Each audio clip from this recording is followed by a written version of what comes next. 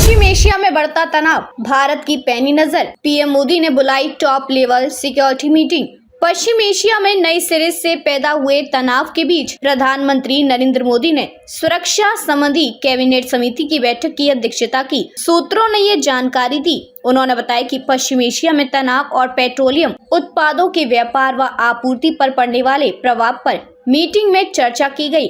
भारत ने पश्चिमी एशिया में सुरक्षा स्थिति बिगड़ने पर गहरी चिंता जाहिर की। गुरुवार की बैठक के बाद नई दिल्ली की ओर से कहा गया कि संघर्ष को व्यापक रूप नहीं लेना चाहिए। भारत ने सभी मुद्दों को बातचीत और कूटनीति के माध्यम से सुलझाने का भी अपील की। प्रधानमंत्री मोदी, गृह मंत्री अमित शाह, रक्षा मंत्री राजनाथ सिंह, विदेश मंत्री एस जयशंकर, वित्त मंत्री निर्मला सीतारमण और राष्ट्रीय सुरक्षा सलाहकार अजीत डोभाल की समिति ने मध्य पूर्व को लेकर गहराई से चर्चा किया। इस दौरान मिडिल ईस्ट की मौजूदा शत्रुता और ईरान के इजराइल पर बैलिस्टिक मिसाइल हमले के बाद बदलते हालात पर बातचीत हुई। टॉप लेवल कमेटी ने पश्चिम एशिया में हाल के घटनाक्रमों को चिंताजनक बताया।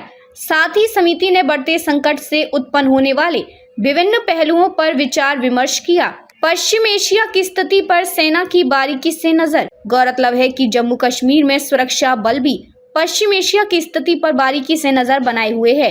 यह सुनिश्चित करने का प्रयास किया कि केंद्र शासित प्रदेश में सुरक्षा परिदृश्य पर किसी प्रकार का प्रतिकूल प्रभाव न पड़े। सेना के सीनियर अधिकारी ने यह जानकारी दी। श्रीनगर स्थित चिनार कोर के general officer commanding lieutenant general Rajiv Ghai ने कहा, पश्चिम एशिया समेत वैश्विक संघर्षों और उनके संभावित प्रभावों के संबंध में हमने कुछ मामूली प्रभाव देखे हैं।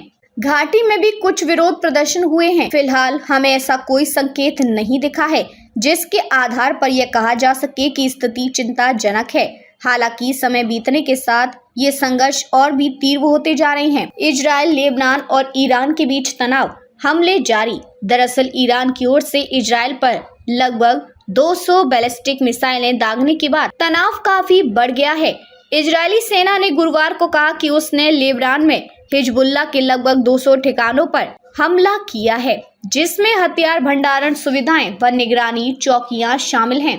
इसने कहा कि हमलों में हिजबुल्लाह के 15 लड़के मारे गए। हिजबुल्लाह ने कहा कि जब इजरायली सेना लेबनान के सीमावर्ती गांव मारून अल रास में घुसी तो उसके लड़ाकों ने सड़क किनारे बम विस्फोट किया, जिसमें कई सैनिक मारे गए और घायल हुए। दोनों पक्षों के दावों की स्वतंत्र रूप से पुष्टि नहीं की जा सकती है। इस बीच इजराइल के सेना ने दक्षिणी लेबनान के कस्बों और गांव के लोगों से जगह खाली करने की चेतावनी दी। यह क्षेत्र 2006 के युद्ध के बाद संयुक्त राष्ट्र की ओर से घोषित बफर जोन के उत्तर में स्थित है।